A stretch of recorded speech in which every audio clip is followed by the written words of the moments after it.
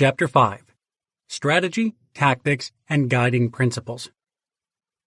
The development of a strategy follows the progression given earlier: copying, comparing, compiling, computing, coordinating, and creating, and parallels the development of expertise.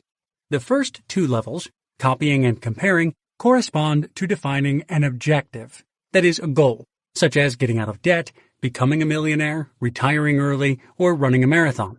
The next two levels, compiling and computing, correspond to following a plan, which is a sequence of individual actions or tactics, called tips in personal finance parlance. Don't confuse a plan with a strategy. A plan comprises a goal and a sequence of actions, but it doesn't describe the guiding principles. A strategy requires all three ingredients and thus requires coordination and creativity. Now, there are many plans available on the market following a permutation of a formula of the type X days or tips to success in Y using the Z method, where X is a number, typically 7, 21, 30, or 365 days, or 10, 12, 50, or 100 tips. Y is something desirable, typically $1 million, losing weight, getting a date, and so on. And Z is some kind of secret, or often the author's autobiography. A plan can be thought of as a sequential set of instructions. If you do this, followed by this and that, and several additional steps, you'll end up at the goal. Plans work well if the number of degrees of freedom is limited so that few things can go wrong. That is, not according to plan. However, the more complex the situation, and life is generally more complex than assembling a piece of Swedish furniture, the greater the chance of something going wrong due to the following three types of factors. Unknown unknowns, which are uncertain factors that nobody is aware of, also known as surprises. Unknown knowns, which are certain factors that you're not aware of, meaning that you got the wrong plan, also known as I told you so. And known unknowns, which are uncertain factors that you are aware of, meaning that the plan is correct but lacking precision, also known as bad luck or bad design. The construction of a plan, that is, the way the tactics are coordinated and created, follows a set of guiding principles. If a plan shows how to put instructions together, then guiding principles show how to put a plan together and create a strategy. Strategic thinking, that is, the creation of plans, is what separates the last two levels, coordinating and creating, from the first four levels. Compared to a plan which may be thought of as a string of actions, subject to complete failure if it breaks, a strategy is better thought of as a web of actions. A web does not fail catastrophically if it's cut in a single or even a few places. It's resilient, whereas a plan is not. This is why having a strategy is much preferred to having a plan. A web comprises and connects a person's thoughts, ideas, experiences, memories, goals, values, desires, connections, assets, liabilities, predictions, and expectations. Here, a larger inventory of the aforementioned means there's a greater variety of possible strategies, and that any given plan becomes more flexible. Focusing solely on the coordination aspect and ignoring the tactics can result in clueless manager syndrome. Conversely, focusing solely on the knowledge of tactics or skills described in Chapter 4 would only produce a person with a multitude of hobbies. Only the combination of skills and coordination will unleash the creativity of an expert. Creative synthesis occurs when you're able to see principles as an abstract model representation and apply the abstracted model elsewhere. With experience, you'll see that the number of such models in the world is actually quite limited. What this means is that any kind of human understanding is based on a small number of representations that are repeated over and over. Perhaps this is because humans are only capable of thinking in certain limited ways. So the same methods are discovered independently over and over by successful experts in different fields. Or perhaps experts tend to borrow from each other, seeking inspiration elsewhere. It is probably a combination. This means that one doesn't need another 10,000 hours to become an expert in another field, even if it's only marginally related. It means that it's easier to master several different fields than is commonly assumed. It's important to understand that doing the right thing, having a good strategy, is much more important than doing things right, having good tactics. This is why this book is short on tactics and long on strategies. Strategy is about defining the end goals.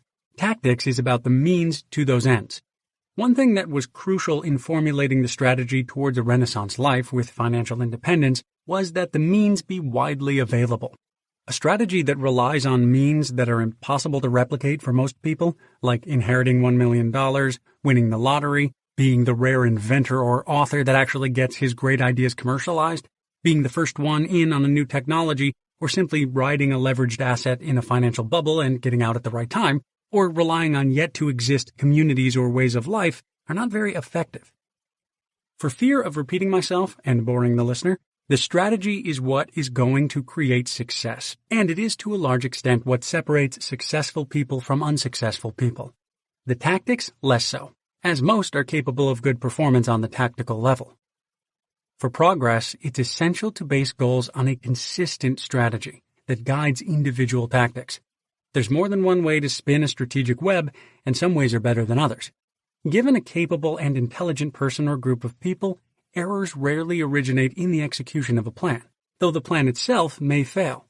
Instead, errors occur in the principles underlying the development of the plan. Therefore, it's important to base a plan or a framework on the correct principles. Consider again the 4 different economic classifications described in Chapter 3: salaryman, working man, businessman, and Renaissance man. Each type of person is characterized by very different strategies. The Renaissance strategy is based on a combination of consilience, a specific way of weaving widely different tools and ideas together to solve complex problems, and resilience, which is based on the principles of modularity, diversity, and slack, or loosely coupled feedback processes. Resilience is the foundation of most behaviors observed in nature. After all, if they weren't resilient, they would be extinct. While not completely equivalent, consilience shares a lot with typical business strategies which can be transferred to the individual sphere. Combining resilience and consilience defines the Renaissance man, and they will be used in Chapter 6 to form a complete strategy that will make a committed person financially independent in a handful of years. 5.1. Strategic Principles. The best way to understand the Renaissance man is through the use of an analogy, a university. Most universities research and teach a wide variety of subjects that are further split into courses taught by corresponding experts. In other words, the subjects are diversified. This means that if any one or even several subjects suddenly become obsolete, the university as a whole would still function. The experts are gathered into departments and institutes. Typically, experts within their respective departments are strongly connected, like physics to physics. Usually, they will also connect somewhat more loosely in interdisciplinary studies with other departments in the institute, like physics to astronomy. And sometimes they may go outside the institute and connect with experts at other institutes, like physics to history. For a university, each institute and each department functions almost independently of the other.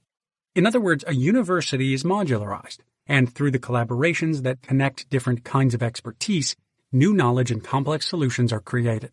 Therefore, a university is consilient. Despite its complexity, a university isn't subject to catastrophic failure whenever a professor has to cancel a lecture due to illness, or a meeting, or whenever students don't come back in time after spring break, or when equipment doesn't show up on schedule, or a laboratory gets flooded by a rainstorm. People, professors, students, and administrators, simply rearrange and reschedule without issue, because the entire system is built on a foundation of loosely coupled feedbacks. Hence, jarring one part of the system does not noticeably affect the other parts. Compare this to the businessman, who in many respects is similar, except that loose feedbacks, which in the business world are known as inefficiencies because time is money, are now tightly coupled feedbacks. A business is like a nuclear power plant, which is a complex and tightly coupled system. Here, many fail-safes, over a dozen for some parts, are in place to keep the system operating within its tolerance limits. If one fail-safe breaks, another picks up. Another example is the financial system. Rather than focusing on stable operation, like in nuclear power plants, financial engineering was used to leverage to maximize profit using relatively tiny differences between the strong opposing forces of assets and liabilities. That is, in the most general sense, by borrowing large amounts of money at a low interest rate and lending or sending it back out at a slightly higher rate. This tight coupling led to cascading failures, where failing parts caused other parts to fail, and so on, until a buffer was created by the taxpayers with the government as a proxy. Any part that is so tightly coupled that it can't be saved in the time it takes to decouple will fail. The salaryman is the simplest to understand, but not necessarily the simplest to live as. Real-world examples of something that is simple but tightly coupled includes most technology, as simple and tightly coupled is almost the definition of technology or a tool. Examples of industry thus comprise Industrialism 1.0, with its heavy, centralized engines. That is, dams, water supply and wastewater treatment, many conveyor belt systems, power looms, printing presses, and so on, down to most consumer technology. In short, these can all be stopped by throwing a switch, but their stoppage will not begin to affect other systems. The listener may note that those tool or cog-like qualities are actually ideal for a workforce, though not for the individuals themselves, many of whom have little control over their work and are just one paycheck away from being unable to pay rent or put food on the table. This is generally not a very desirable position to be in, so the aim for anyone in this category is to bring in more income by entrepreneuring complex systems as a businessman or by introducing slack, like emergency funds. Despite its inherent problems of lacking resilience and consilience, salaried work is amazingly popular among employees. It is heavily promoted by employers, who keep calling for better tools, or career professionals, to operate their ongoing concerns. Most books on personal finance or productivity focus on this area. The working man can accommodate shocks and short-term failures, like job loss or car breakdown, without destabilizing. Any industry that operates on a franchising or similar model, like the post office, and any industry that has seen outsourcing is an example of this. If a supplier fails, other suppliers are found within the time it takes to run out of inventory. Similarly, a new job is found before the emergency fund is depleted.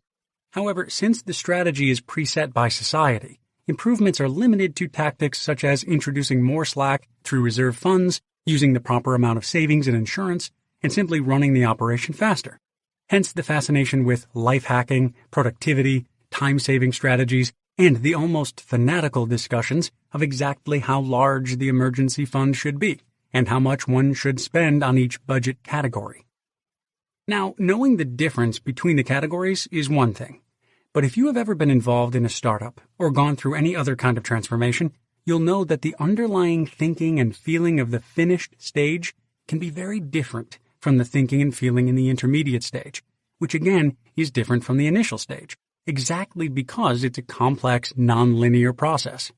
Therefore, we'll now discuss principles for creating the initial stage of consilience and resilience in a life strategy. 5.1.1 A modular design. Consumer culture can be seen as a modular structure, where problems are solved by driving to different stores to buy parts of the solution. This activity is made possible by driving to a job and exchanging time for money.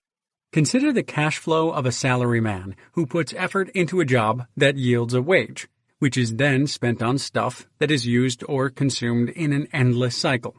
In this cycle, the consumer drives from his home to his job, where he gets money, and then to various stores, where he exchanges the money from his job for entertainment or stuff, which he drives back to his home. There is a tight coupling between the consumer, the job, and the stores, respectively. Here, the stores should be thought of broadly as shops, gyms, restaurants, dentists, plumbers, and so on. If the coupling to the job is severed, the advanced consumer with good credit, savings, or insurance can draw on those, but he still needs to go to stores for his needs, since everything requires external interaction in the form of regular trips to stores. I'm going to the store. Need anything? This is the consequence of specialization. The solutions to his problems, except the very specialized problem detailed in his job description, have been outsourced to the marketplace, and personal competence has been lost or replaced with information on where to find good deals. Eventually, he comes to depend strongly on this marketplace and hence on his continued employment. The individual consumers depend as strongly on an aggregate of stores as the stores depend on the aggregate of consumers. This explains advertising and the insistence for expert solutions, at least as far as the experts are concerned, for they need to earn money at their jobs too. This is outsourcing taken to its logical extreme. Many believe that extreme outsourcing, such as hiring assistants to write personal letters, walk their dog, and maybe talk to their spouses, is the way to go, counting on lower offshore living costs to maintain their comparative advantage, or even common outsourcing such as buying cake mixes, eating out, or having a plumber fix a clogged pipe. There are 3 reasons for this line of thinking. The first is misinformation. Consumers have become convinced that experts are needed for anything but the simplest task. The second is lack of personal skills. Knowing how to provide basic needs, like householding skills or how to stay happy, can be tremendously valuable. They can often be had very inexpensively compared to what the market offers. For instance, imagine the value of a support network of family and friends, or meaningful, unstressful work, compared to the hourly rate of a psychotherapist or stress-relieving prescription drugs, or that pre-processed food, which only needs to be heated, takes about 15 minutes of salary work to pay for, which is comparable to the time it takes to cook a similar meal from scratch. The third is lack of choices. When the market mainly offers full-time jobs, and the culture expects you to spend the rest of your time shopping and watching TV, it leaves little time for anything else. For individuals, outsourcing and comparative advantage can't remain advantageous in practice if taken to extremes. Yet in many ways, it has been taken too far already when people spend 8 hours a day for 30 years to buy electric can openers and marble towers. The solution is to reverse the outsourcing of ordinary life skills and gradually insource skills that were previously acquired in the marketplace to become less dependent on both a single source of income and a multitude of store services. This is both simple as well as tremendously challenging, because it requires a different kind of thinking. To get started, make a list of services and things acquired in the marketplace and start learning them on a need-to-know basis. Here is a short list of suggestions. 1. Haircutting. If necessary, change your hairstyle into something you can do. Be flexible. 2. Mending clothes and darning socks. 3. Cooking, preferably from scratch. Heating something in the microwave or mixing powder with water doesn't count. Again, if necessary, change your diet. 4. Buying something used instead of new or swapping something. There are now many websites to facilitate this. 5. Getting somewhere without a car. Use public transportation, commute by bicycle, or try walking a few blocks to the grocery. 6. Borrowing a book from the library. It's amazing how many people do not take advantage of this free resource. 7. Planting a garden of edible vegetables. Start with spices. Move on to high-cost, low-effort plants like tomatoes, not potatoes. Look into permaculture and intensive gardening. 8. Making simple, non-toxic household agents from scratch, like laundry detergent, toothpaste, insect killer, window cleaner, or beer. 9. Bicycle, motorcycle, or car maintenance. At least start by washing it yourself. Move on to fixing flats, cleaning, changing oil, and lubricating parts. Graduate to disassembling the drivetrain and engine. A very common and very good piece of career advice is not to work to earn money, but to work to learn new skills, gain new connections, and create new opportunities. Similarly, life advice should not exclusively be for the purpose of saving money, but to build social cohesion and connections and learn and exercise skills that can later create opportunities. This way, saving money won't be seen as consumer deprivation, but as producer manifestation. You're now making something rather than buying it. In my opinion, that makes you a more interesting person. Another very common and, in my opinion, very bad piece of advice, at least for the purposes of attaining success as a Renaissance man, is to pick and focus exclusively on one thing, say haircutting. This may be fine if you need to make a career out of it, but if you only need to provide for yourself and possibly a few friends, there's no need to specialize and develop all skills sufficient to be marketable. Just focus on your own hair. However, without changing one's frame of mind from that of a consumer, solving daily problems by learning a bunch of new things and doing them yourself runs the risk of turning into a multitude of hobbies, as supplies are ordered from stores, clubs are joined, or projects become overly ambitious, at least in terms of acquiring the tools and supplies. This could therefore easily end up strengthening the dependencies you are trying to leave behind, first running out to stores to buy supplies, and then running back to work to pay for them, leaving little time and room for the project, which eventually moves out to the garage with the rest of the stuff. Therefore, a requirement is to make each project self-supported. To understand what this means, divide the projects into the following 3 groups, and everything in between. 1. Projects that cost money. These are projects with startup costs and regular fixed costs. You need to buy equipment and pay subscription fees or replace equipment that wears out on a regular basis. Many sports fall under this category. 2. Projects that are free. These are projects with few startup costs, no fixed costs, and no cash flow, but possibly network connections of learning skills or providing some value. These projects are free. This can include using things you already have, such as a computer and an internet connection. 3. Projects that earn money. These are projects that are saving you money, or, even better, making you money. Not as in a hopeful future, but now. This could include learning how to cook, fixing computers, mowing people's lawns for the exercise, babysitting, and so on. It's of primary importance that a project produces value, even if that value isn't money and doesn't destroy value. Money leaving your pocket is a big warning sign that your activities fall into the first category. These should be avoided as much as possible and replaced with or modified into activities that are free, but provide the opportunity to learn, meet new people, and possibly earn money eventually. It's often quite possible to find a direct, yet free, replacement for a cash-negative activity. For instance, rather than going to the movies, you can borrow the DVD from the library or a friend about 6 months later if you just change your perspective. Don't get too ambitious about making money right away. Serendipity plays a larger role in the long term. For example, I replaced my fascination with buying computer hardware, which is an expensive money sink, with learning about the Nix operating system, which is free, and eventually ended up as the system administrator of the department I was working in simply because I was the one who knew the most when the previous admin left. Later, I turned the knowledge of Emacs and LaTeX from writing scientific articles into a freelancing job as a copy editor, which covered all my expenses working approximately 30 minutes a day on average. Blogging was another activity that started as a constructive way of channeling my writing and eventually turned into this book, which I typeset myself using what I learned as a copy editor.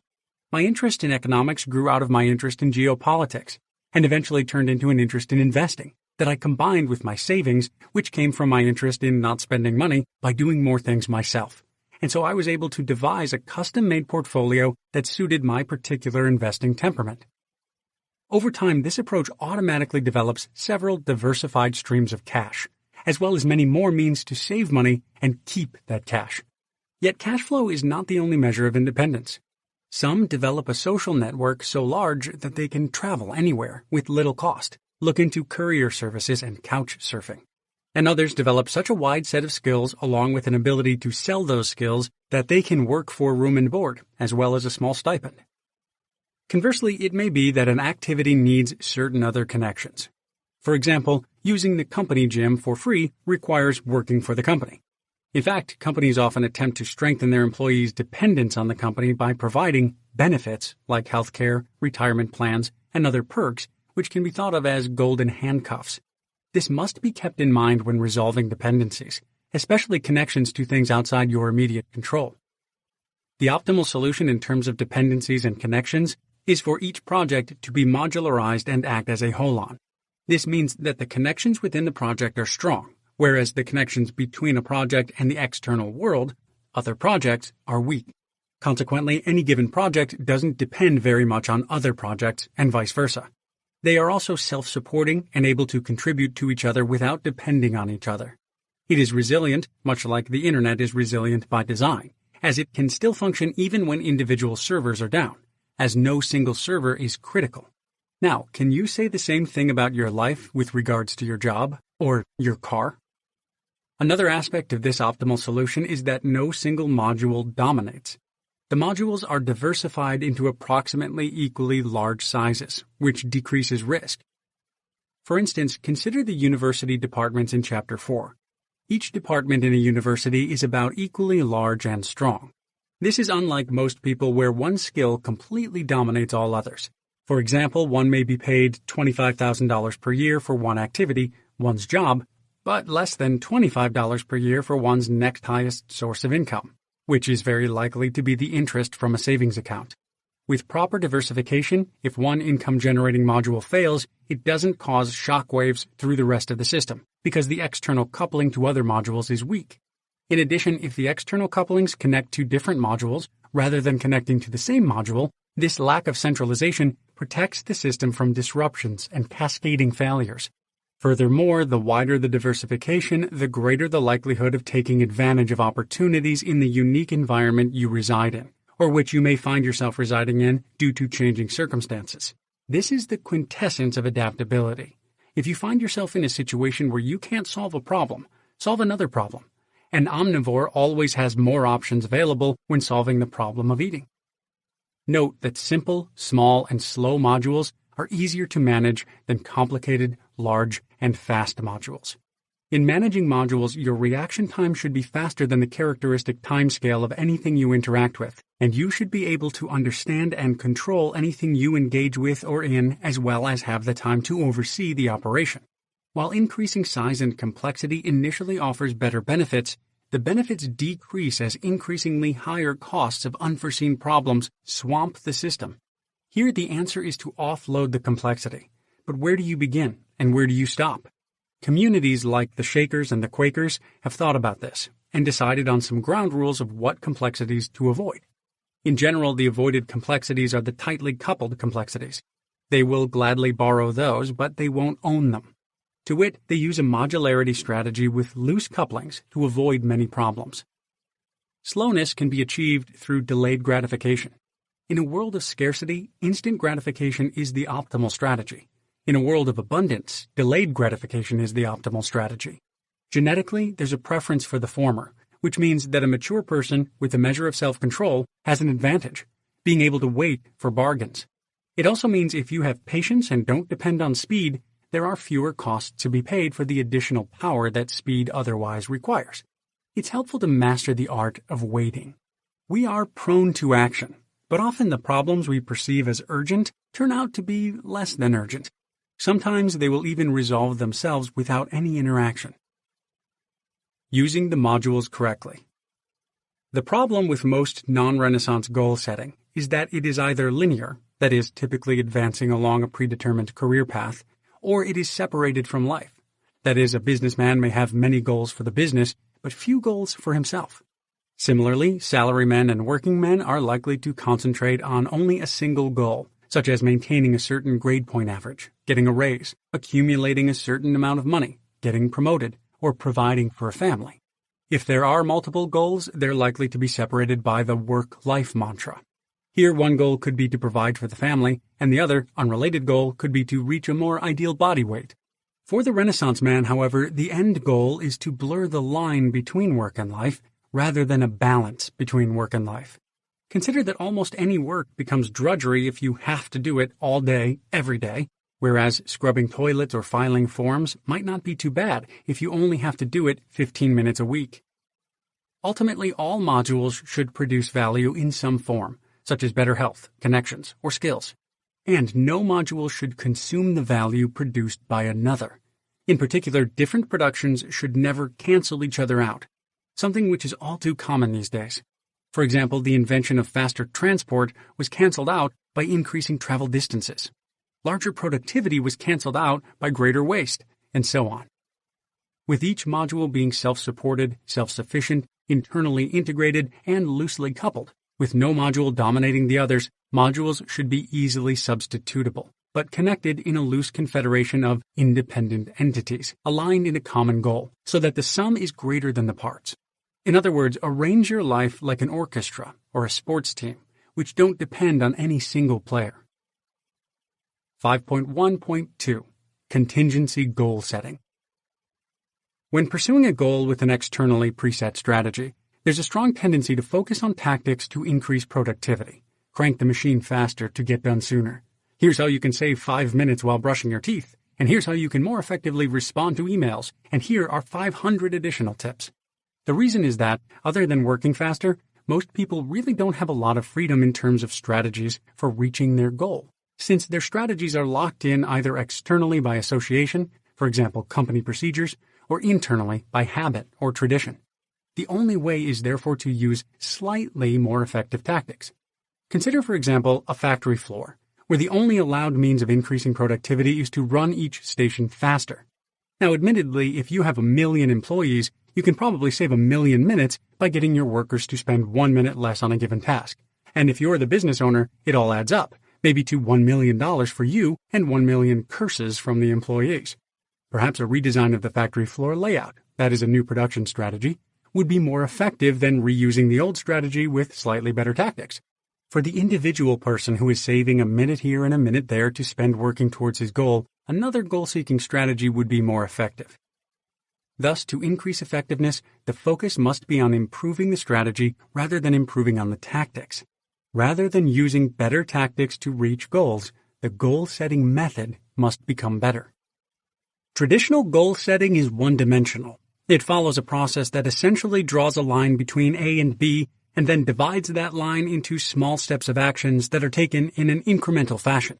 The problem with this approach is not so much the division into steps, which can be psychologically helpful, or a way of maintaining managerial control or measuring progress. Rather, it's in the goal setting itself, in particular the drawing of a straight line between A and B. This rarely works, since real-life goals are seldom straightforwardly one-dimensional. Most actions have side effects. This has a very important consequence. You can never do just one thing. When focusing on a single goal, side effects are ignored. For instance, the most popular single goal is building a career. This goal tends to ignore the sometimes adverse side effects such as complete dependence on the job, complete identification with the job, alienation from the spouse and any children, failing physical health, stress, and so on. If one manages to maintain a strict focus on the goal, then by the time the goal is reached, this strategy will have caused so much collateral damage that the work is not complete. The damage must be fixed first. Often this fixing creates additional problems. Consider a two-dimensional problem. A rudimentary example of this is achieving the famous work-life balance. While I don't believe there is such a thing, it will serve as an example. In this example, the challenge is to solve two problems simultaneously. The first problem, Goal 1, is the work problem, presumably working enough to build a career, display skills, gain power, money, awards, merit badges, or whatever. The ideal point is marked on the x-axis of our 2D goal space. The second problem, Goal 2, is the life problem, that is, having a happy home life, whatever that entails. The ideal point is marked on the y-axis of our 2D goal space. Together, the coordinates of Goal 1 and Goal 2 lead to our main goal, in which both sub-goals are achieved. There are two possible strategies for achieving our goals. Both strategies have side effects and affect the pursuit of both goals. The heterotelic strategy moves you significantly closer to Goal 1, taking you in the right direction along the x-axis, but away from Goal 2, taking you in the wrong direction along the y-axis. Heterotelic, a term borrowed from ecological philosophy, means different goals. Telos is Greek for goal. A heterotelic strategy includes finite behavior that is misdirected. This behavior is behavior that works against you. The homeotelic, meaning same goals, response, on the other hand, moves you closer to both goals. From a systematic perspective, the homeotelic response is the right strategy because it works against you the least. Another way to think of a heterotelic response to a problem is that it aims to fix a single symptom of, say, a disease. If the response causes undesirable side effects, additional drugs are taken in an attempt to fix these side effects. Here, many methods, or vectors in the goal space, are used to try to get closer to the desired goal. The heterotelic response makes particular symptoms more bearable and tends to encourage more problem-causing behavior. If hiding the symptoms is effective, then Liebig's law of the minimum suggests that additional symptoms will appear.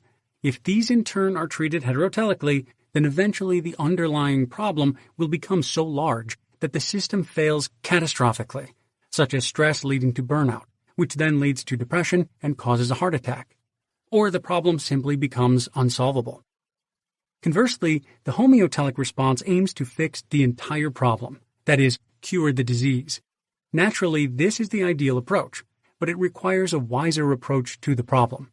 An important part of the system's thinking approach is to continuously increase the number of different problems that the strategy aims to solve, or the number of different goals that the strategy intends to meet. Take note, a good strategy solves multiple problems at the same time. Yet enormous amounts of resources in our society are aimed towards solving problems heterotelically. Sometimes the solution is the cause of a new problem, but thanks to short-term thinking, the focus is often on responding to problems rather than preventing them. Our culture seems to have an ongoing fascination with action, and reaction is ironically more visible than proaction. In fact, action in itself seems to be the cause of many problems. Consider, for example, the law or the tax code, which get incrementally more complex, though they don't reduce crime or make taxation more fair, respectively. To solve the problem, the cause of the problem must be understood. However, this is difficult and often impossible. Often there isn't one single cause. The human brain seems to be almost incapable of dealing with problems that have multiple causes. For instance, what is the cause of a financial crisis? It usually has at least 10 different causes, exactly because a crisis can be postponed by treating individual symptoms, after which the system collapses altogether. Any reasonably intelligent person blaming just a few of the many causes probably has other motivations. To simplify problem solving, it's paramount that problems remain small, slow, and diversified.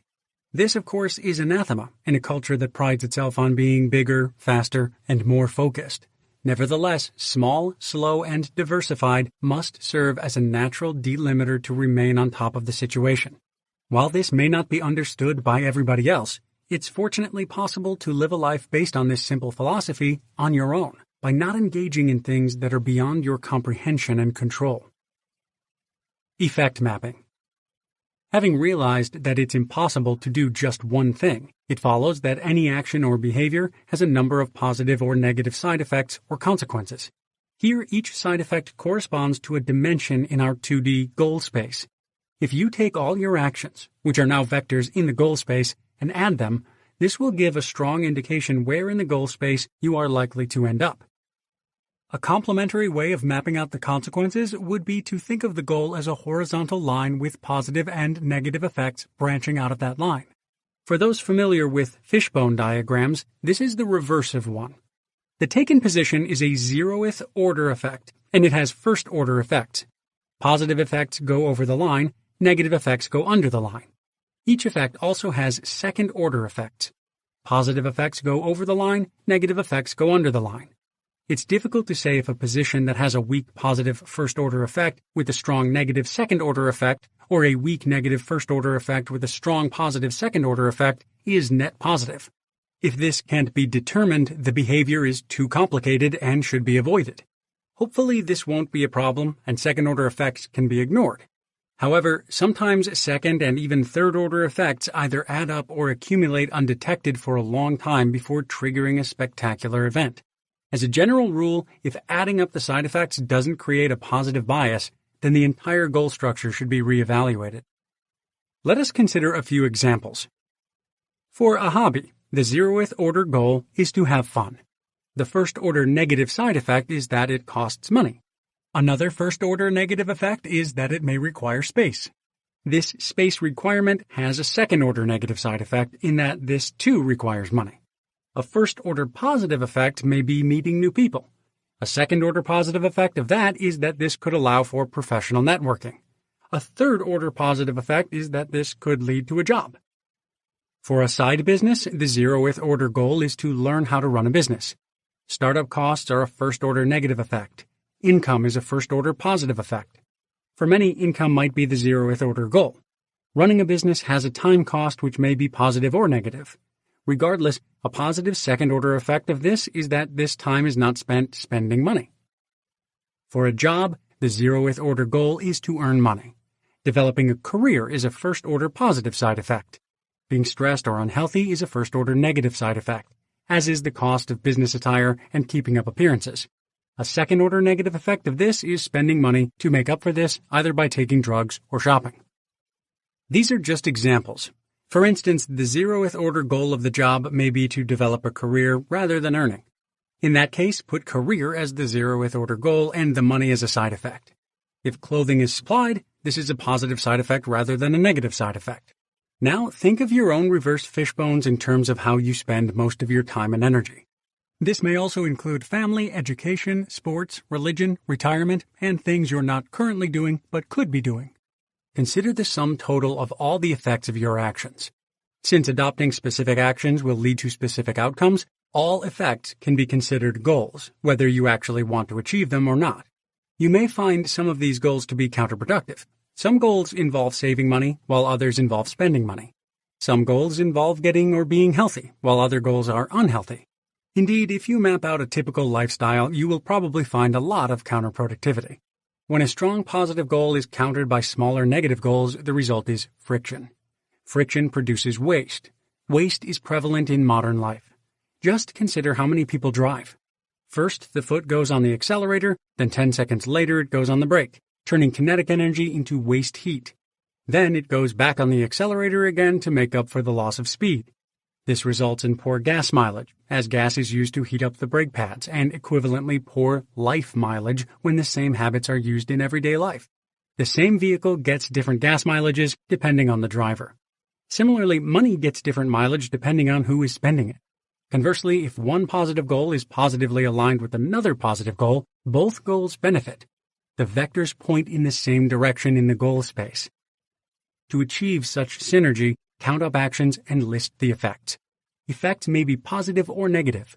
Without synergy, negative effects will often cancel out positive effects, or effects will be very scattered. Synergy concentrates the effects or goals. If you don't see a concentration of goals, you must change some of your behaviors, and perhaps adopt new ones. For example, one of the things I had to do when starting on the path to early retirement was to replace my money-wasting and generally unproductive hobbies with hobbies that were free and meaningful, in order to A, not cause friction with my money saving, B, provide meaning that was unrelated to work, and C, learn new skills applicable to work, like programming and writing. A web of goals. Having thus whittled down the number of available behaviors to a number of strategies that have mostly, optimally, exclusively positive benefits, at least to the first order, but feel free to continue the exercise to higher orders, it is possible to use a simple form of systems thinking to assemble modules for an overall strategy. Yet unlike the traditional approach to systems theory, which aims to include an increasing amount of existing problems to be solved, generally in a reactive fashion, since the previous lack of systems thinking created them in the first place, the web of goals strategy aims to solve problems proactively by creating solutions that could be part of a wider strategy in the future. Another way to think of this is that this strategy maximizes opportunities and changes according to which opportunities bear fruit. It's an opportunist's approach, which incidentally affirms the Renaissance man's position in the economic and social ecosystem. Yet another way to think of it is, like the name suggests, a web that catches, covers, and holds all the individual issues that are important to the person, such as health, wealth, and wisdom. Here is how to build the web. Each module will have one to several goals, namely zeroth and first-order effects. Here I just ignore higher-order goals because their impact is typically small. Suppose the simple living module has frugality, savings, and less clutter as goals. These form a triangle. Now consider the career module, which has savings, less clutter due to being engaged in the career rather than buying rewards for suffering through a job, resume building, and writing skills. Those are 4 goals. This forms a square. The square shares 2 goals with the triangle, so they should be attached to each other at those points. Now add the exercise module. If bodyweight exercises are picked, the goals would be less clutter, health, and healthy cooking. Less clutter already exists, so tag this triangle onto that point. The financial independence module has frugality and savings as goals. Tag this module onto the others by adding a half circle. Finally, you might add a hobby module, say healthy cooking and writing about it, with writing skills, networking, and cooking as goals. This was just an example of a web. Now make your own. You can also think of each goal as a skill, or alternatively each module as a skill set. It may be difficult to draw a sturdy web. However, take comfort if your goals are limited in quantity and you can find many activities, or modules, that involve several of them. Like in object-oriented programming, naming the concepts can be the hardest part of this exercise. Tensegrity. Having 3 goals or more for each module builds tensegrity into your plans, and consequently your life. If one goal is pushed away, the other connected goals instantly pull your life in a slightly different direction. These goals can be thought of as backups or secondary objectives, but it is better if all goals are approximately equally balanced in importance. For any given activity, one of the goals should not dominate the others. This approach is very different from the standard advice that encourages you to put all your eggs in the single basket of your job. Having a single goal makes a person effective, but it also makes him vulnerable and subject to discontinuous changes. Plans have to be altered radically or even rewritten completely if this goal fails. Because of its flexibility and adaptability, it is important to realize that the web of goals strategy essentially is a process-oriented strategy, rather than a goal-oriented strategy. On the meta level, a process-oriented strategy is primarily aimed at living, with goals being accomplished as side effects, whereas a goal-oriented strategy is aimed at goals, with living as a side effect. It's natural that employers prefer employees of the latter persuasion, as they can just break goals into smaller goals and hire an employee for each sub-goal. As an individual or a business, the focus should be on the process rather than sub-goals, lest the long-term perspective be lost. This is perhaps easier to explain using sports as an analogy. Most sports require several skills, such as strength, endurance, agility, speed, toughness, stamina, power, analytic aptitude, and teamwork. Here, training generally focuses on at least a few of those skills simultaneously for each training exercise, whereas the game ultimately requires all skills simultaneously. Playing sports with multiple requirements has at least two benefits. First, the more diversified one's sport is in terms of required skills, the easier it is to play any other sport. Second, if one skill is lacking, the other skills can still be built, and they can, to a large extent, compensate for weakness in other areas. 5.2. Tactical Principles.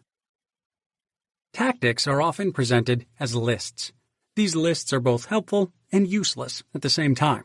They are helpful because they allow people to pick up a thing or two that they have not seen before, but they are useless because few people are capable of memorizing hundreds of little rules that might not even apply directly to their situation, and remember to obey all of them.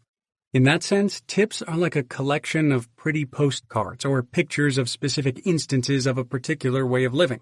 They are interesting to look at, but they do not substitute for a map of the lifestyle, nor do they substitute for navigating the map, and most importantly, knowing them does not make anyone an expert. This is why lists and tips in any field, while greatly entertaining, often fail to deliver the desired results.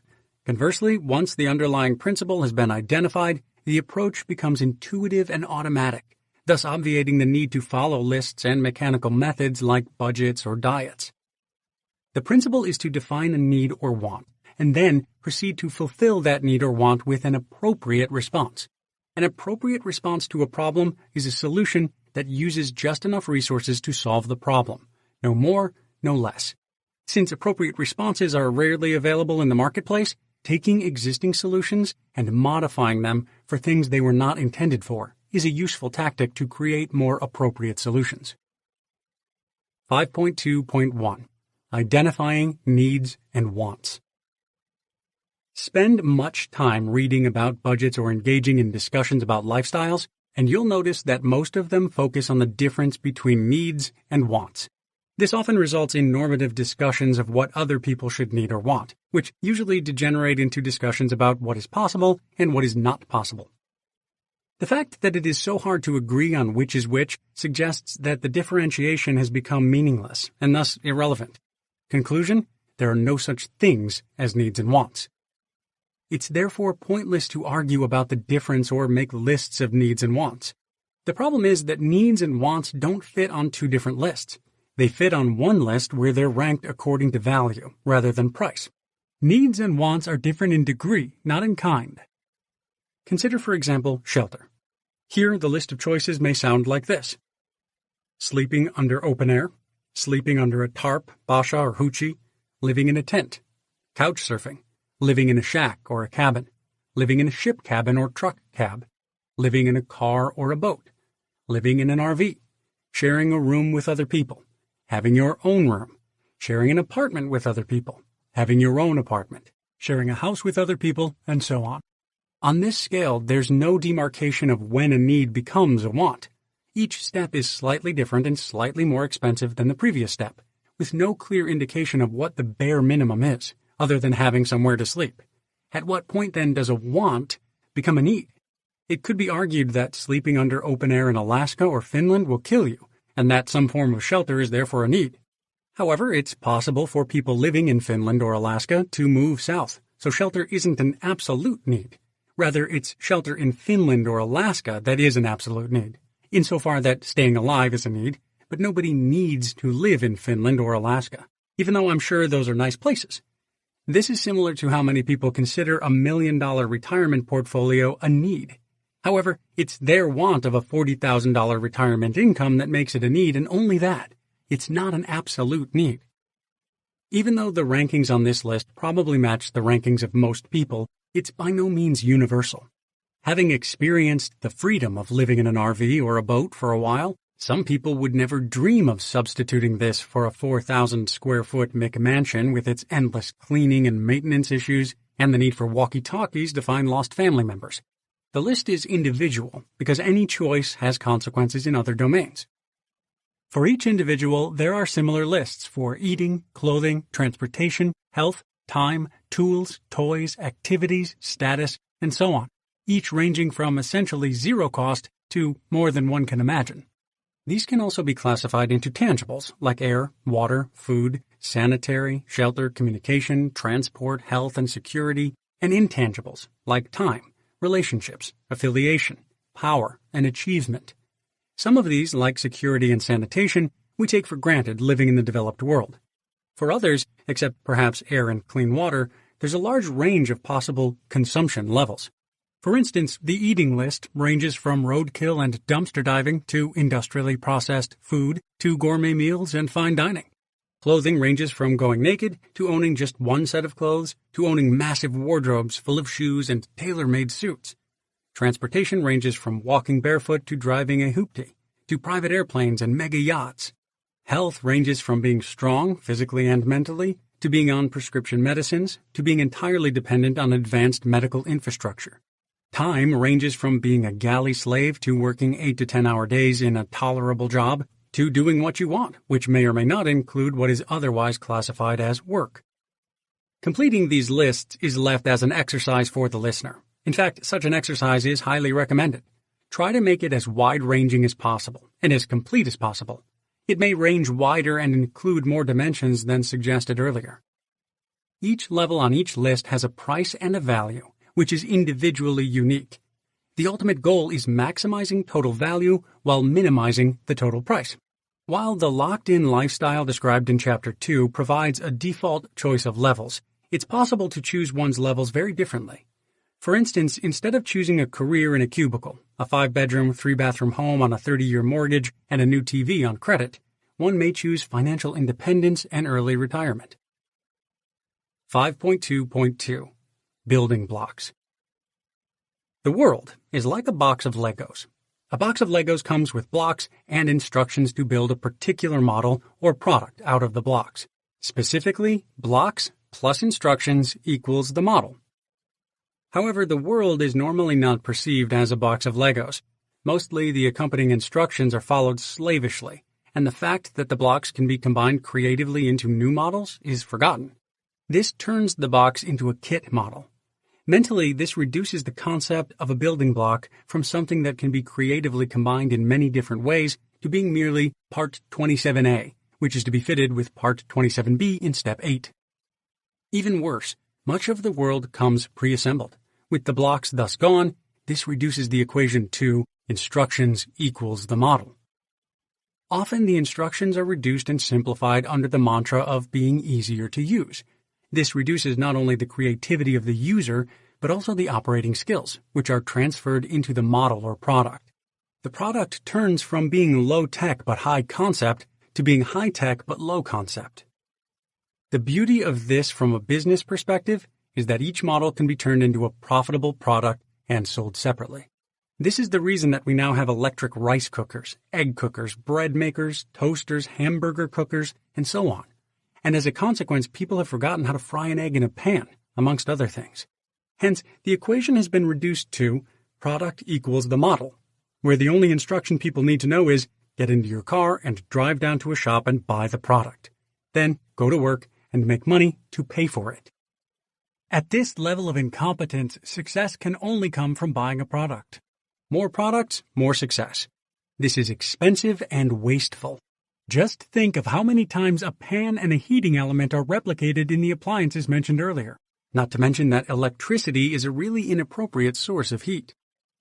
To avoid this waste, we must relearn how to fry an egg. specifically by realizing that frying an egg first and foremost requires a surface that transfers heat and a source of heat, and not necessarily the Wonder Fryer 3000. In more general terms, we must once again perceive the building blocks to construct more economical solutions. This doesn't mean that you literally have to go and take your appliances apart. Rather, it means considering what kind of utility a product provides and what kind of need or want you have, and then think of other more economical means of solving a specific problem by using a different way of putting the blocks together. Focusing on utility rather than consumer products or instructions is a key tactic. Success is then redefined from accumulating and consuming the maximum number of products or the most expensive products to deriving the maximum utility. Having been raised on products, a key challenge for recovering consumers is to identify their actual core needs and wants. The reason that this can be challenging is that consumers are used to associating needs with products. For instance, it's hard to disassociate being free from headaches from taking headache pills, or to disassociate losing weight from buying the Fat Master 3000. Or to pick a simpler example, imagine a dog needing to get onto a couch. The utility sought is the dog ending up on the couch, and there are many ways to achieve this before buying a dog ramp. If the dog can't jump or be lifted by a human, the dog needs something to step on. That's the utility sought. Something to step on, not necessarily a dog ramp. Consider the ubiquitous box. A box can be used for storage. It can also be used to sit on or support other objects or block a passage. Ideally, a box could be used for many things at once so that it takes up little space relative to its usefulness. For example, several storage boxes could be combined into a dog ramp. Aha! After being decommissioned, it could be cut up for firewood, unless it is made out of plastic and its construction is simple, so you can make it yourself. Failing that, finding box-shaped containers is trivial. A box, particularly a sturdy wooden box, has wide utility and would thus fit well into the web of goals way of thinking outlined earlier. Most important, though, is that its wide utility exists mainly as a potential in your mind. A person with no imagination and few skills will only see the box as a container. Approach the world without prejudice. Start seeing things for what they are and what they can be used for, not what you've been told they're intended for. To do this requires seeing utility from a fresh perspective. This is also called lateral thinking, a kind of thinking that improves with generalization and worsens with specialization, or out-of-the-box thinking, which really originates from having thought in many different kinds of boxes. In particular, it requires a shift in focus from products to components. 5.2.3 Construction Methods. Many rely on their connection to the market through employment and purchasing to satisfy most of their needs and wants. While this makes sense in some situations, for instance, building your own microwave oven from scratch would take a lot of time, it makes less sense in many other cases. In some cases, purchasing is even used to substitute, usually unsuccessfully, for other needs like recognition, meaning in one's life, self-worth, and even using and doing things like recreational shopping. Using the market to satisfy every need is expensive because the market solution is generally not the optimal solution. Often, consumer products come with superfluous frills, side effects, that don't provide the desired utility. Such products waste money and take up space and time. The challenge is thus to distinguish between the need, for example, keeping warm, and the frills, for example, keeping the entire house warm, and then find an efficient, that is, economical, solution. For example, wearing warmer clothing, being physically active, or inviting people over, rather than buy an uneconomical product, for example, central heating. One of the most important aspects of construction is often the most ignored: good raw materials or building blocks. In retrospect, that some ignore the building blocks may not be so surprising when considering the earlier discussion. If the building blocks are poorly chosen, constructing any kind of solution becomes that much harder. Choose the right building blocks using the guiding principles in Section 5.1. Combining wholes, solutions, or products out of parts allows for flexibility and substitutability. Having a product that can't be separated into parts is bad. This is obvious when one of the functions on a gadget breaks. For instance, a modern desktop computer is typically built out of individual, mutually compatible parts, which can be selected and replaced by the user. However, most modern electronics built after the introduction of the integrated circuit are problematic. Complexity, which is better outsourced, as it is impossible for non-experts to understand what is going on. Conversely, mechanical, electromechanical, and thermomechanical engines, or objects built out of wood and metal, are serviceable by intelligent users, since their functionality is apparent by inspection. You can see what each part does, and thus you can repair it if it breaks. Also, if a part breaks, a new one can be made. However, if your product relies on the 8086 chip, a widely used computer chip which first appeared in 1978, you may have a problem sourcing it these days, and you definitely can't build your own. You are trapped. Next, consider whether the something has multiple uses. Does it serve more than one purpose, or can it serve alternate purposes? In particular, can it serve as one thing first and end up serving as another thing? A wooden spoon turns into firewood at the end of its serviceable life, for example. Obviously, raw materials are closer to being able to serve multiple purposes, but even completed products can have multiple uses. For example, a computer can act as a media center, whereas a media center, TV, stereo, and cable box, can't act as a computer. This isn't strictly a technology issue. Can any given shirt in your wardrobe be combined with any given pair of pants and look good? In the kitchen, the chef's knife is probably the most versatile, after the spoon and the pot, unless you're a vegetarian, in which case a serrated utility knife is better, as it doesn't require sharpening nor a cutting board. What are the optimal ways of putting solutions together to find the maximum range of use? Turn the problem on its head by changing it. Instead of looking for blocks for instructions or ingredients for recipes, look for recipes for ingredients. This is strongly facilitated by carrying many recipes, that is, ways to accomplish something, in your head. This way the complexity is internalized and becomes a design problem rather than being externalized as a logistical problem. For instance, when shopping for groceries, knowing many recipes by heart allows one to tailor what's for dinner to whichever loss leaders are on sale, rather than venturing out with a shopping list and having to buy single missing ingredients. If you only have a hammer, the whole world becomes a nail. The most common hammer is in the shape of a credit card. The more myopic the focus on a particular method, the more difficult the solution. If and only if the focus is on the wrong method, and it can't be correct all the time if you only have one.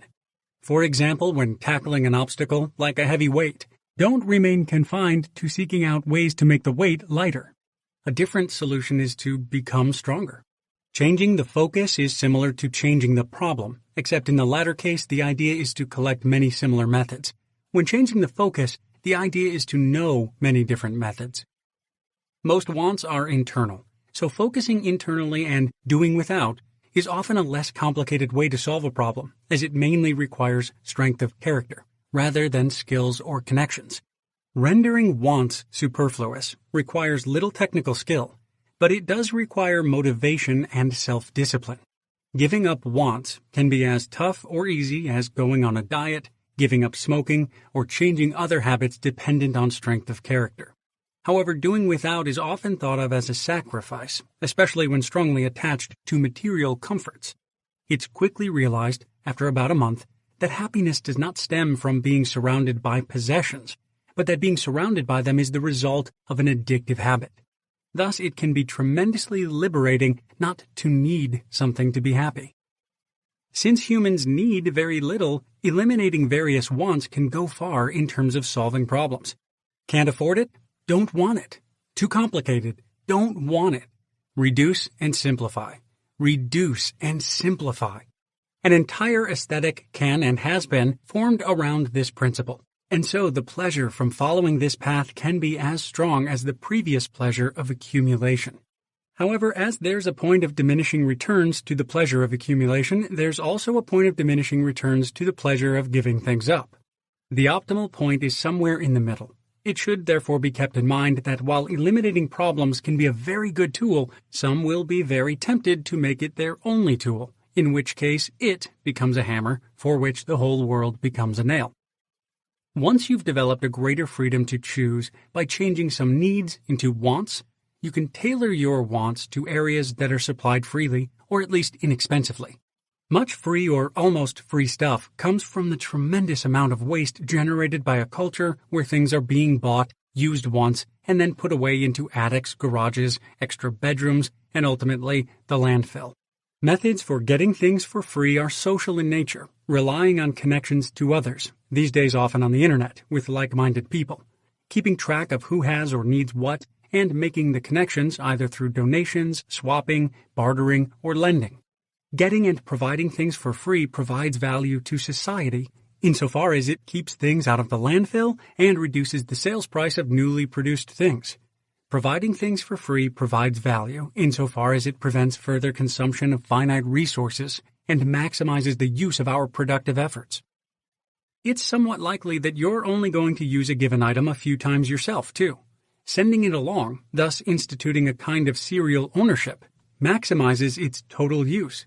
Serial ownership creates a form of decentralized library. While there are websites which bring serial owners together, availability is limited since people are free to keep things as long as they wish, and many do keep their things around just in case. Serial ownership can easily be developed as an attitude simply by selling things once they're no longer in use. To minimize depreciation costs, buy and sell used. The total cost of ownership will be minimal. Often things go out of use because they break and the owner doesn't know how to fix them. Such things can frequently be acquired very cheaply or for free. Sadly, they're often thrown out immediately, so if you're looking for broken things to rescue, you must be vigilant. Often these things are easily fixable. Bicycles with loose brakes and flat tires, lawnmowers with dirty spark plugs, furniture with loose screws, and a person with a few simple repair skills can fix them. Repairing many things is surprisingly easy. Most mechanical items are put together with nuts and bolts and only require a set of the right wrenches or screwdrivers. Beginners should at the very least be able to replace a broken part. The trick is to find out which part is broken, but keep using the replacement method and you will find the right part. If you get your networking and repair skills down, you'll find yourself buying mostly the missing parts for your solutions and tools to fit them in. Buy tools that last a lifetime and this phase will soon be over. After all, any finished product can usually be had for free. The most important thing to remember is that the price of anything is not determined by how much effort went into the production. If it was, I should be paid as much for writing this book as an actor gets for a movie. Nor does it depend on the level of specialized knowledge required for the job. If it was, I should have earned more than $40,000 per year after spending 10 years to acquire what corresponds to a master's degree in nuclear physics and a PhD in astrophysics, given that you can also earn this salary as a toll booth operator. Nor is it determined by any kind of inherent value. If it was, school teachers would be paid more than professional athletes and bankers. It's strictly determined by how much the seller can get. This took the economics profession hundreds of years to figure out. Since there are different sellers with different levels of knowledge about their customers, prices vary. When buying parts, tools, as well as new things, always try to get 3 different prices across markets, new and used, and time. Do prices tend to go up or down? Are they seasonal? To get an idea of the effective price. Memorize the prices for anything you buy regularly. Parts for food, also known as ingredients, come to mind. If memory is failing, keep a price diary. Only issue limit orders, that is, don't buy until the price falls below some predetermined level. Patience is rewarded more often than not.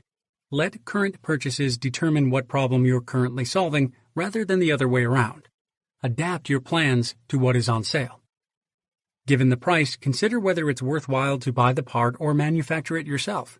This comes down to valuing your time earning or otherwise making money versus your time fixing the problem directly. When buying products, you're paying for time, materials, and knowledge. You probably have plenty of time. You've listened this far into the book. Materials, especially when bought in bulk, are shockingly inexpensive, and often the knowledge required to do a job is overestimated. This means that most people do not properly value their own knowledge, having been convinced that an expert must always be consulted. However, if you can add and subtract, you can do your own taxes. If you can keep an appointment, you can garden. And if you can peel a potato and tell time, you can cook. These days there are plenty of tutorials online and in books that will teach you how. With just a little experience, the only thing that will separate your work from that of a professional is that the professional can do it 5 times faster than you can do it, the first time. This means that anything done more than once is worth doing yourself. To wit, I can cook my favorite food better than a restaurant because I have cooked this dish more than 100 times, while a professional chef may only make it once in a while. I can do it cheaper as well, since I work for myself for free. If I have a problem with the plumbing or a binding door, I can get immediate service because I can fix the problem myself. If the problem reappears, I know what the problem is and I can fix it much faster than calling a plumber or a carpenter. Once you can make things, you can also provide value to others. The greater the variety in the things you make, the greater the likelihood that you can contribute your skills. Bodging is probably the first step in making things. Not to be confused with the art of botching, which is the art of screwing things up. Bodging is the art of improvising a working solution using whatever is on hand. Duct tape comes to mind. A few people seem to possess this as a natural ability, but for the average man, bodging has been suppressed by a sea of experts and professionals. The general consensus is that now you better get an expert opinion before you engage in almost anything. Better yet, just pay the expert and let him do it for you. Once this mental constraint has been removed, it becomes possible to bodge. For example, did you know you can remove rust by scrubbing it with a pad of aluminum foil? I found out on the internet. Make a pad out of the foil, put some light oil on it, and scrub away. Once you understand why this works, aluminum foil is harder than rust but softer than the good metal and even most paint jobs, you realize that the oil is just there to provide lubrication. You could use anything, including spit. For more advanced rust removal, you can use electrolysis. While many hobbyists and mechanics use this method routinely, most have only seen this in action in a high school or university laboratory and haven't thought that the principle could be applied outside the box of a laboratory setting. Use a 2-amp non-digital car battery charger for the electric source and sodium carbonate, also known as washing soda or pH upper or booster for your pool, mixed in water for your electrolyte. Attach the part to be cleaned to the negative clamp and some piece of scrap iron to the positive clamp. Bodging enters because you don't need to specifically use sodium carbonate. You could also use sodium bicarbonate, also known as baking soda. The only downside of sodium bicarbonate is that it doesn't work as well, but it will work. The concentration of sodium carbonate doesn't matter very much. More is slightly faster, nor does the current. Higher is slightly faster. If you understand the principle of how ions move, you'll quickly realize that rust is removed along the line of sight to the positive clamp. However, you don't need to understand this to observe that it works. Just keep repeating to yourself, this isn't rocket science. However, bodging requires another skill to be developed: common sense. We have been educated to follow instructions because it moves personal responsibility one level of management up. Yet if you're bodging, all responsibility is yours. You must know what you're doing. Notice that bubbles appear around the negative clamp. This is hydrogen. Hydrogen is explosive. Think Hindenburg disaster. So don't use the water in your rust removal setup to extinguish cigarettes, and keep it in a ventilated area. This is common sense. Furthermore, you might think that ordinary kitchen salt might make a great electrolyte. However, the chemical name of kitchen salt is sodium chloride. Since we are bodging, we might produce some unintended consequences. If the ingredients are sodium and chlorine, those consequences are chlorine gas, which was used as a war gas in World War I, and sodium hydroxide, caustic soda. Chlorine gas also burns explosively with hydrogen, much like pure oxygen. It was a combination of oxygen and hydrogen that blew the roof off the Chernobyl reactor. From a general knowledge of history and chemistry, it should therefore be clear that kitchen salt and sparks from cigarettes or nearby battery chargers should be avoided. Also, don't stick your hands into the conducting water. Bodging doesn't require an advanced education, but it does require a real education connecting what you've learned to real-world problems. It's interesting to note that the more you know, the more likely you are to worry about the risks of bodging. Yet, the more you know, the more you realize that often even experts are simply bodging. You may find this comforting or worrying, depending on your personality and how much you know. One problem with bodging is that it's difficult to tell whether someone is winging it or actually knows what they are doing. A good way to tell an expert bodger from a pseudo-expert is to see if the bodger understands why he is doing something a particular way. If he mentions beliefs, authority, or others, chances are good that he is winging it for personal gain. Be honest about yourself.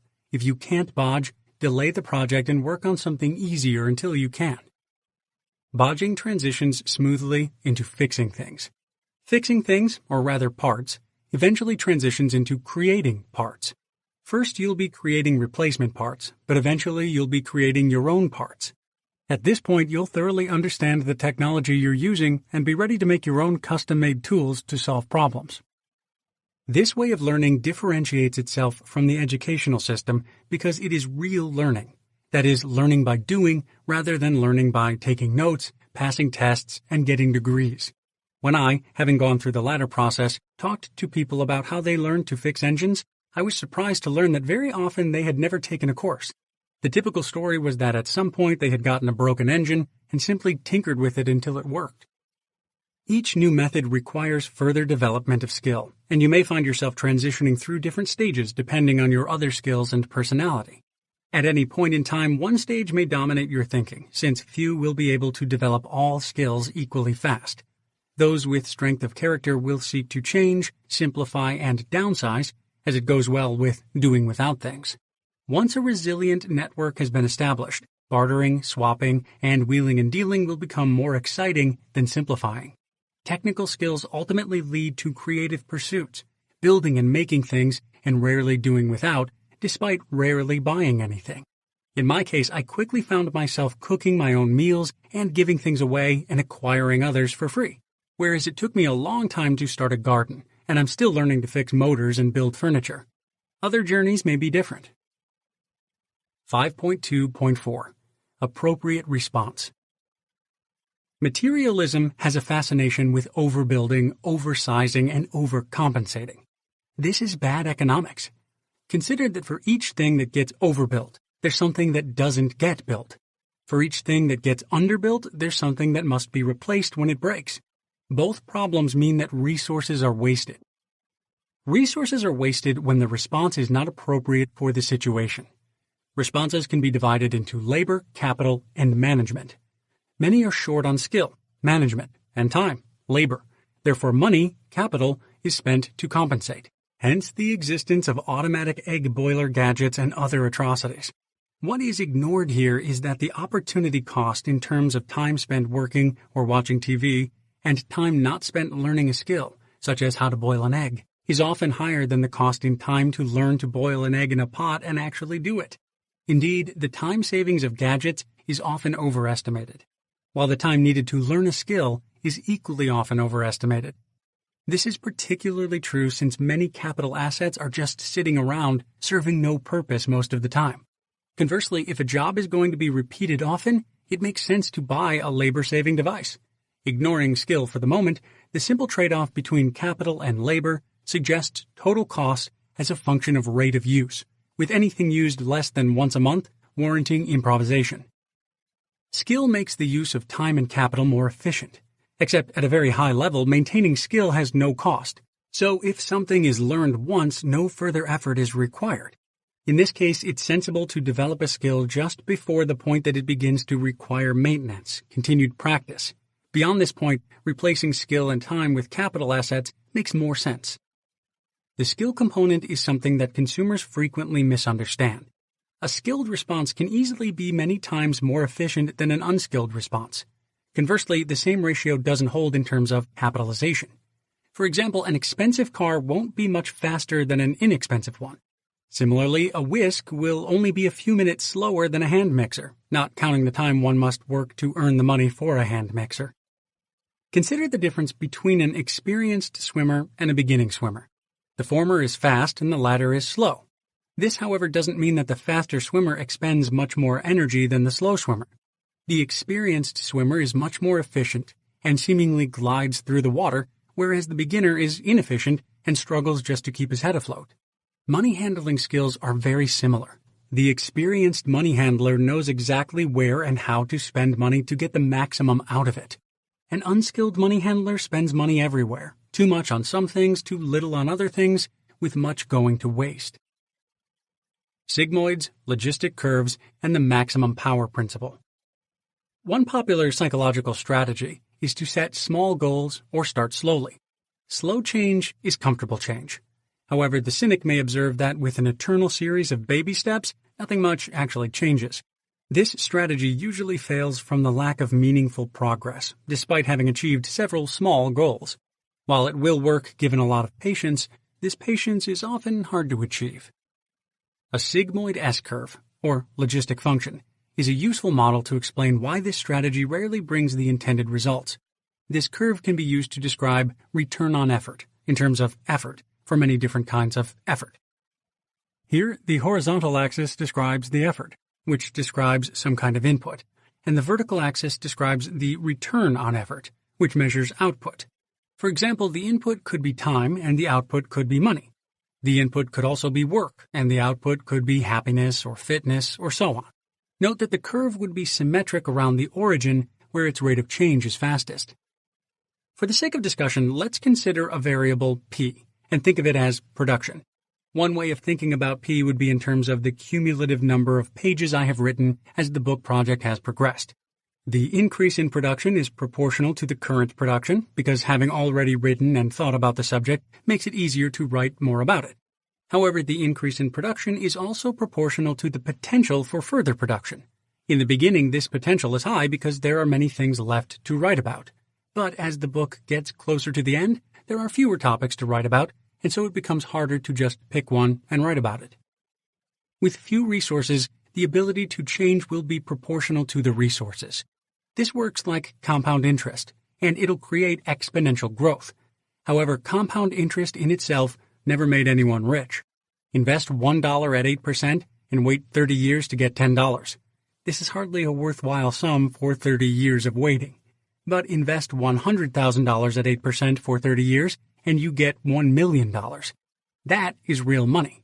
To get anywhere, it's thus very important to quickly build a substantial foundation. Setting small goals in a situation which depends on exponential growth is a guaranteed way of not seeing results very fast. Conversely, putting in a large initial effort is a guaranteed way of seeing immediate and growing returns. The middle of the S-curve shows a proportional relationship between effort and results. Work more and get more results. Work less and get fewer results. In other words, this is the stage where extra effort is rewarded more than it was in the beginning, because it's leveraged by the now higher production. With further effort, the production ceiling starts to kick in due to limits on resources, customers, responsibilities, market size, and so on. You might have found yourself with a job description that could be done in 3 hours a day, even though you nominally have to work for 8 hours. If so, you know what I mean about reaching the productivity ceiling. In such a situation, it makes little sense to increase work effort by 25%. If the return in productivity only increases by 5%. In such a case, it is better to start additional projects, look for more responsibility, or learn something else. These projects would then each have their own curve for you to progress along. The optimal life strategy is to maximize total production for all the things you engage in, or whatever the curves are measuring. Presumably, you'd have a curve for each project and multi-dimensional returns for each project where total utility is maximized. Price-wise, it would be impossible to quantify because it would require you to determine the exchange rate between health, money, satisfaction, meaning, and so on, some of which can't be quantified. Those values can be subjectively determined, though. Given a finite effort, you only have so many days left to live, total production is optimized by maximizing the return on effort for each project. That is a key statement and is related to the maximum power principle of ecology. What this means is that effort must be distributed between projects for maximum return on total effort. Put in the effort where the yield is highest. The yield is highest where the marginal increase of the return relative to the marginal increase of effort is the highest, which is the middle of the curve. This becomes obvious if we consider the derivative of the S-curve, which looks like a hill or an arc and relates additional effort to additional reward. The derivative curve shows production efficiency as a function of effort, with the highest production efficiency occurring in the middle of the arc at 50% effort. This has a lot of bearing on the discussion of decoupling in section 4.4. In particular, the dynamic region is in the middle of the S-curve and its derivative. The instant response, which requires 100% effort, is to the right, and the static, no response, which requires 0% effort, is to the left. To give an example, professionals are often encouraged to hyper-specialize, that is, to put in maximum effort so that they'll achieve maximum production, the upper right of the S-curve, to win the competition with other professionals and attract the highest salary. If money is the only utility that matters, this is the optimal strategy. If, however, happiness, low stress, leisure time, or other things in the work-life balance also matter, it would result in a different strategy, since the last, say, 80% of the effort to gain the last 20% of the results would be wasted. Once you understand the maximum power principle intuitively, it'll be quite easy to follow. In the simplest terms, it says that you can gain the maximum utility by being relatively competent in large numbers of topics by contributing a non-trivial but fairly small effort. This means that you may gain more utility by being competent, journeyman level, in 10 different topics than by spending the same amount of time to become an expert in a single topic.